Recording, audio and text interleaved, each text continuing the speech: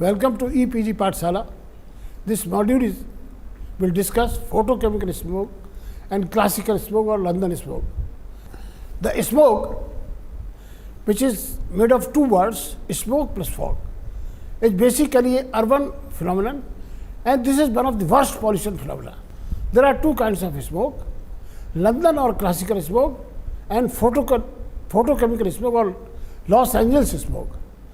London smoke is basically because of coal combustion, release of sulfur dioxide, fog, low temperature and smoke. The photochemical smoke is basically due to the large number of automobiles that ply in the cities, release of hydrocarbons, carbon monoxide, nitrogen oxides and the formation of ozone in presence of sunlight. We will discuss the chemistry of both of these in this module. The discovery of classical smoke or London smoke is as interesting as the chemistry of its formation. Peter Brimblecombe, an authority on environmental science and environmental chemistry, he was till recently the editor of celebrated journal Atmospheric Environment. In his book on the London smoke, has recounted the history. The city of London has the history of largest number of coal stoves. The coal was the basic fuel which was needed for burning, for all kinds of energy production. It produced foul air, and the atmosphere was also foggy at that time in winter. The burning of the coal in London began in 13th century, you can see, about 700 years ago. And at that time the coal was being burnt there. Consequently, the city was engulfed by foul black smoke. Whole London was surrounded by this coal smoke. Since the coal was the only source of energy, mounds of coal were seen everywhere, streets, alleys or docks. Coal combustion was thought to be the cause of phenomenon of air pollution possibly. Moses, in as early as 1135, 204, credited with the providing one of the earliest recorded description of the classical smoke. He described the air to be stagnant, turbid, thick, misty and foggy because of the height of the buildings, the narrowness of the street and all that pours forth from inhabitants and their superfluities. Later in 14th century, air in London became so polluted, King Edward I banned the burning of coal whenever English Parliament was in session. Another scientist, John Evelyn, has described vividly the severity of the urban air pollution problem. He was engaged by King Charles II to examine the London's air quality and its effect on public health. His report described the smoke to be the horrid, obstructed the church and made the palace to look old, fouled the clothes, corrupted the water, and rain that precipitated was black, quality was tenacious and contaminated. The children suffered the most. Remember, look here, air was so bad that nearly half of the children that were born in London died within 2 years. Their life was very small, less than 2 years. He was emphatic in concluding that the problem was primarily urban and rural areas remained unaffected. He suggested the coal tar and other combustion products were responsible for the swift death. This is another point. Actually, there were chimneys in the homes, palaces, and these chimneys were used to belch out the smoke. And as we have the sweepers here who sweep the floors, there were sweeps who used to clean the chimneys. And the sweeps were, the deaths of sweeps occurred frequently. During 15th century, blackening of city's sky and foggy weather was a regular feature. The kind of smoke was not limited to London only, but was a recurrent feature of many cities of the world. Remember, these are the cities: Beijing, Mexico, Shanghai, Calcutta, Mumbai and Delhi, they all suffer from fog. Chimneys of zinc smelter with so much toxic sulfur dioxide, carbon monoxide and metal dust, etc. At this place, Pennsylvania, in October 26, 1948, a smoke similar to London smoke appeared in the city also. The smoke continued for 5 days, resulting in 7,000 deaths and thousands suffering from respiratory diseases. Another thing, Beijing in China woke up to the first ever red alert for smoke on December 8, 2015. The air pollution was at its worst. The extent of the severity of the smoke can be guessed from the eyewitness account of Professor P.V. Hobb. Professor P.V. Hobb is a well-known author. He has written several good books on atmospheric chemistry. He wrote that when he was a boy in London in 1950s, smoke was often so thick that visibility was restricted to few feet and buses had to be guided by the pedestrian. Actually, the pedestrian told the bus driver that you should go like this and the way is clear. According to Peter Pibelcom, disastrous smoke struck in December 1952. The sun remained unseen. Days became smirky, shadows, nights. Residents suffered huge health toll and 4,703 people died within a week. It is known as a Great Smoke of 52 or Big Smoke. So that's why the name is given to this classical smoke, London smoke. Now, who were responsible for the formation of this smoke? The culprits identified were more than 1 million chimneys were the culprit. They were releasing smoke because of the combustion of coal. These were dirty coal and belched continuously an endless stream of copious black smoke, sulfur dioxide and other pollutants. Remember the sulfur dioxide and smoke. The air was, the meteorological condition is also important in the formation of smoke. The atmosphere has to be cool and still. That is, wind speed must be low. It must be cool. And under these conditions, the fog is formed. So there must be dense fog.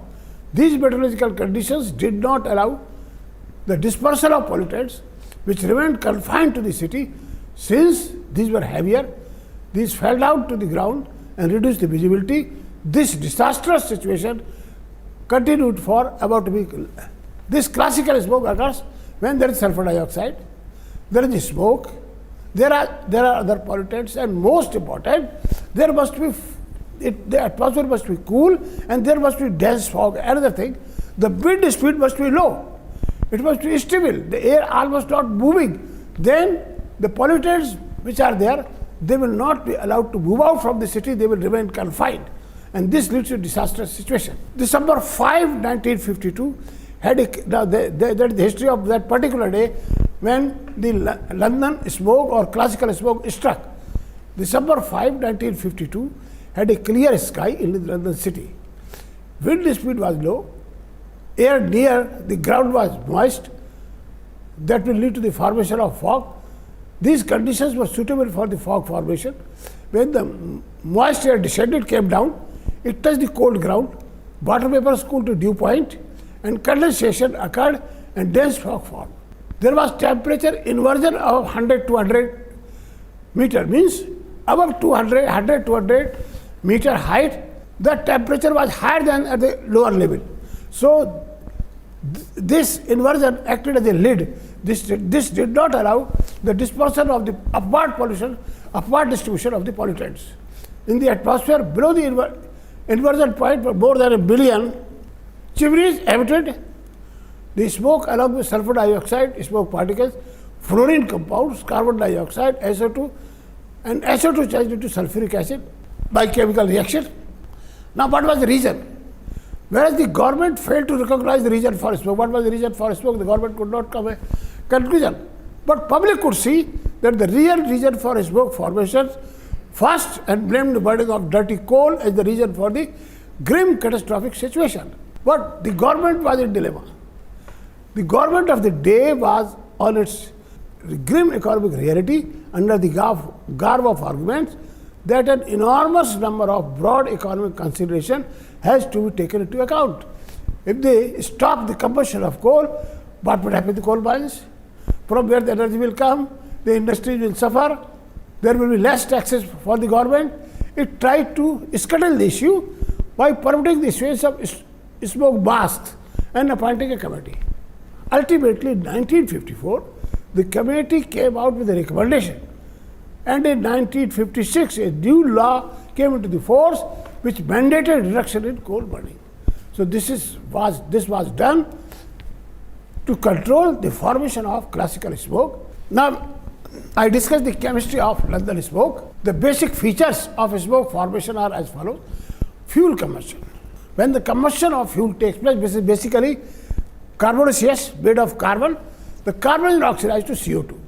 Or any other hydrocarbons present, for example, methane, for example, in CNG, they are oxidized to CO2 and water.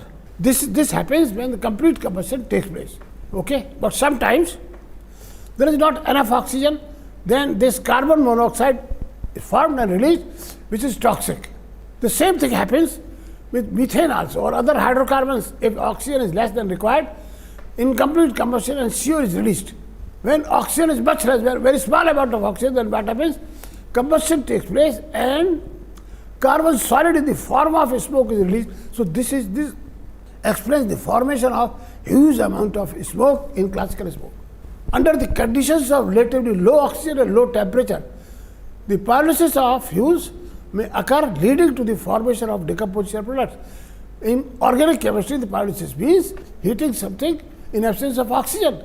And when in absence of oxygen, something is heated, then that thing decomposes into parts, 2 molecules, 3 molecules, or maybe more. So pyrolysis takes place. Subsequently, the arrangement of atoms may eventually form toxic polycyclic aromatic compounds, PAH, benzopyrene, naphthalene, like that. Coal contains sulfur, this much, and this sulfur is also undergoes oxidation when combustion of coal takes place to form sulfur dioxide. So SO2 is released. This coal also contains sulfides, metal sulfides. For example, iron sulfide. If this is present, this will be oxidized to give you this and iron oxides. Sulfur dioxide will dissolve in water because the atmosphere is humid. There is fog. In fog water and humid atmosphere it will dissolve to form H2SO3s, sulfurous acid. And this will dissociate to give you, this dissociation takes place, this kind of thing. Oxygen dissolves in water drops governed by Henry's law. Okay, so in water you have sulfur dioxide dissolved in the form of bisulfite ion, oxygen dissolved in the form of O2 aqueous, and the reaction between these two occurs in form water, and sulfate ion is formed or hydrogen ion. The H2SO4 is formed. Since H2SO4 is a strong acid, it is shown as fully dissociated. Sulfuric acid, due to its high absorption capacity for water, it absorbs water, helps the droplets to grow, and consequently the fog becomes thick, and visibility is further reduced. In sum, the necessary ingredients and the conditions for development of classical smoke are as follows: primary pollutants, sulfur dioxide, soot particles; secondary pollutants, H2SO4, sulfate aerosols; radiation temperature inversion; high relative humidity and usually foggy; low temperature. Air pollution is the maximum in the early morning, because at that time the temperature is lowest and the wind speed is also lowest. So the pollutants are not able to disperse. The adverse effects are like this: it causes respiratory diseases, breathing problems, coughing and puffing are most commonly found. These have those who have pre-existing effects and respiratory problems are highly susceptible to adverse effects. The elderly are in general worst sufferers. The sulfur dioxide is a known irritant, and the presence of soot particles has a synergistic effect in accentuating harmful smoke effects. The tar, polycyclic aromatic hydrocarbons, and many other inorganic organic compounds are potentially toxic and have serious harmful effects. How to prevent London smoke? The simplest situation is to ban the use of coal, because it is a combustion as a source of energy in urban areas. It is very difficult to do than say there must be a cost-effective alternative source of energy to replace coal. If you want that coal should not be burned, sulfur dioxide should not be released, soot should not be released, smoke should not be released, then there must be alternative source of energy in place of carbon. On the other hand, the burning of fossil fuels like gasoline in place of coal can create atmospheric pollution problems of photochemical smoke. If you use this gasoline in place of coal, then it is responsible for another pollution phenomenon, that is also smoke, that is photochemical smoke. The second smoke is photochemical smoke or Los Angeles smoke, because it was first discovered in Los Angeles. Los Angeles is a well-known city of USA because there is Hollywood. The photochemical smoke is a form of air pollution that is caused by the reaction of sunlight with other pollutants such as hydrocarbons, nitrogen oxides and other meteorological conditions. So basically, it is a photochemical phenomenon which is helped by meteorological situations. Photochemical smoke is characterized by haze, ozone formation, eye irritation and damage to vegetation. It may be seen as brown haze over the skylines of metros, megacities and near factories. The photos of Beijing shrouded in a veil of thick smoke are common. They can be found on the internet. What is the history of the discovery of this? The initial signs of photochemical smoke started appearing in 1940s. The classical smoke appeared much earlier. The photochemical smoke started in 1940s. During World War II, there was massive wartime migration to Los Angeles. Lakhs of people shifted to Los Angeles. It became a very large city, and it was also the largest car market in the US.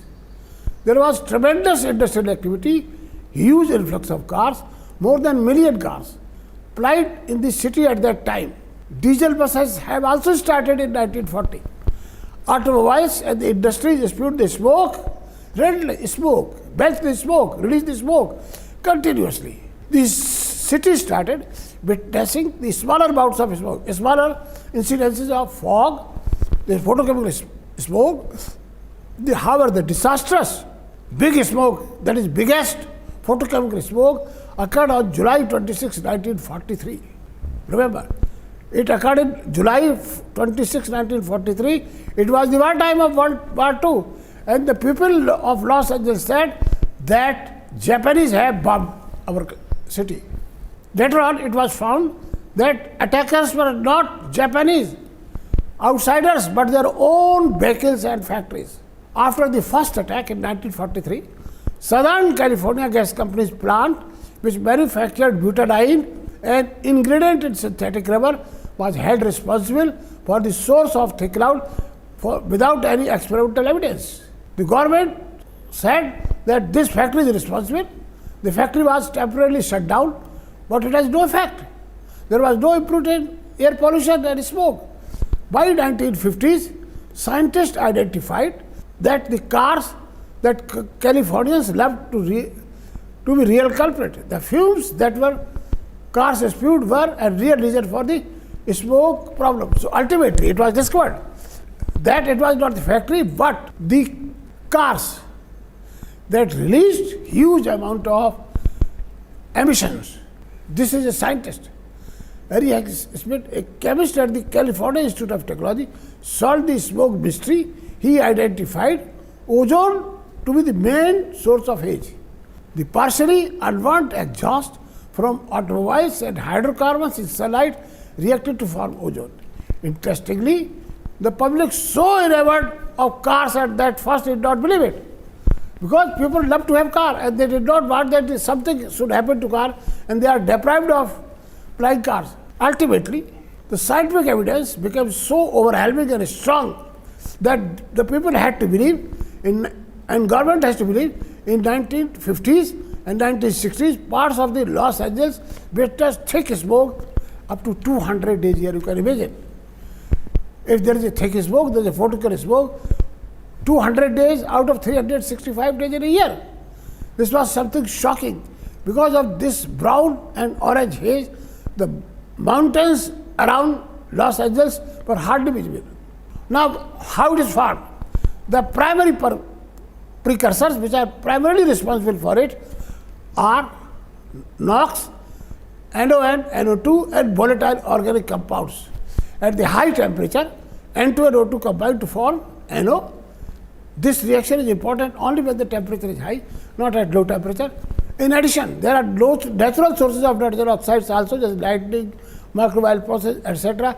But this most important is due to combustion.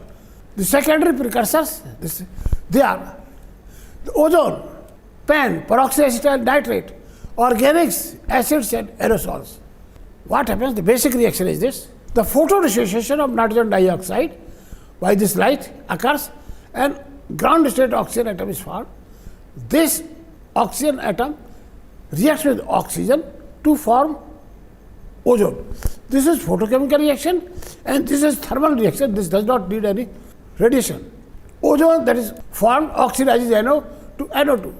On the basis of these chemical reactions, 15, this 13, 14, 15, that is ozone concentration is equal to J, the rate constant for the first reaction.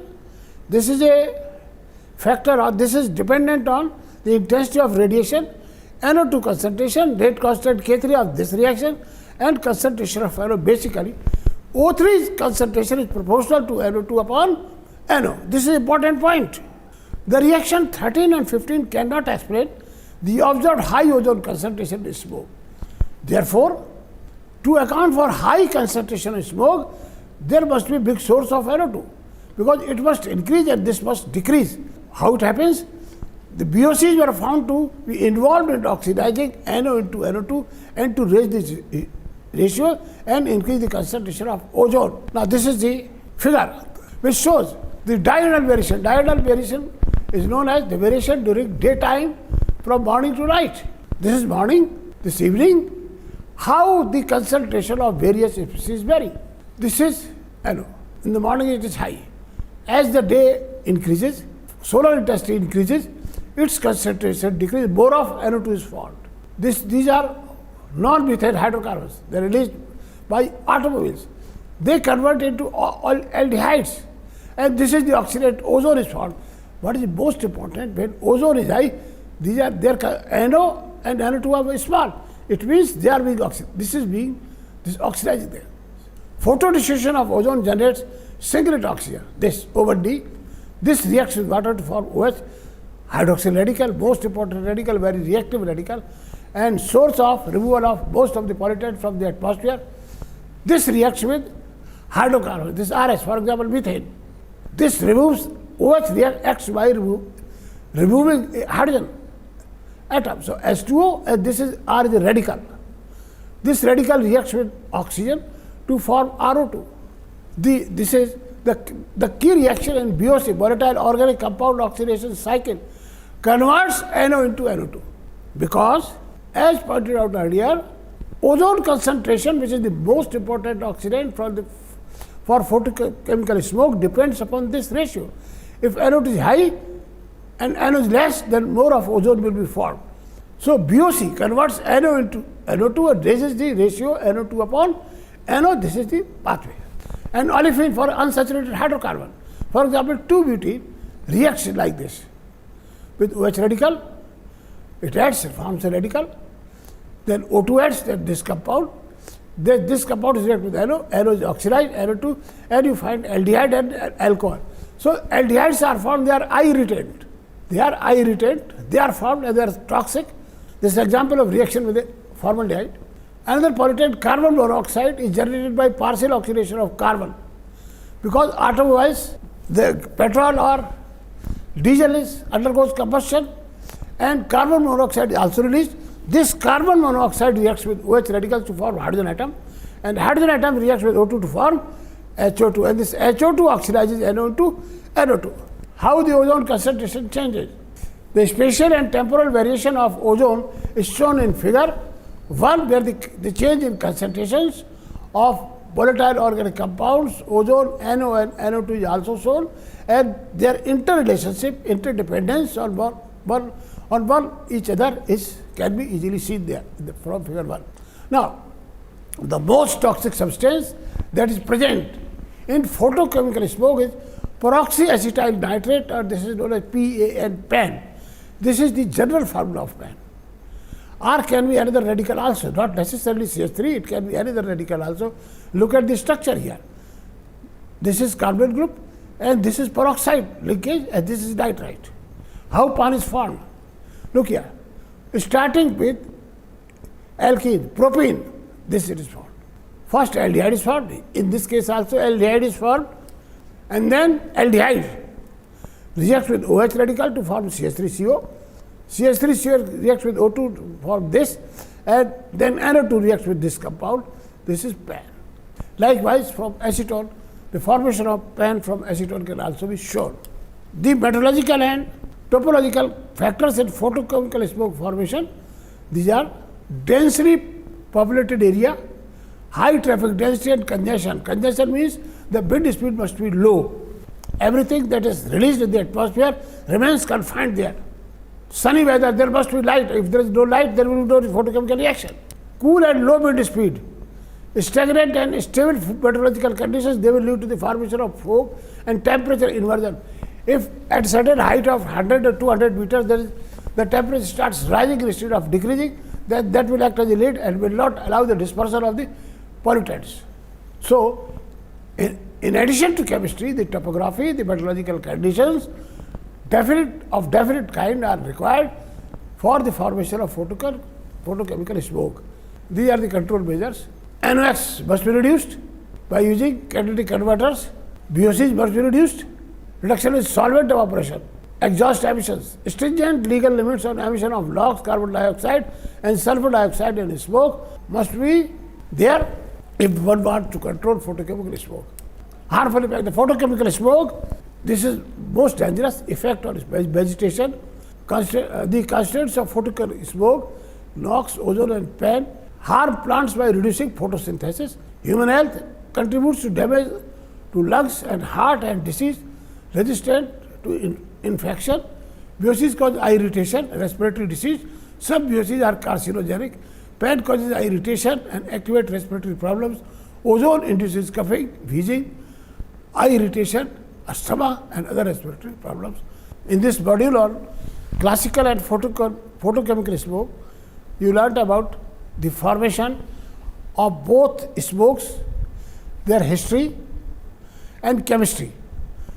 Classical smoke is basically due to the combustion of coal, release of sulfur dioxide, low temperature, formation of smoke, cool and low temperature, these are the conditions required. The photochemical smoke is formed due to the release of NOx, hydrocarbons and carbon monoxide by vehicles.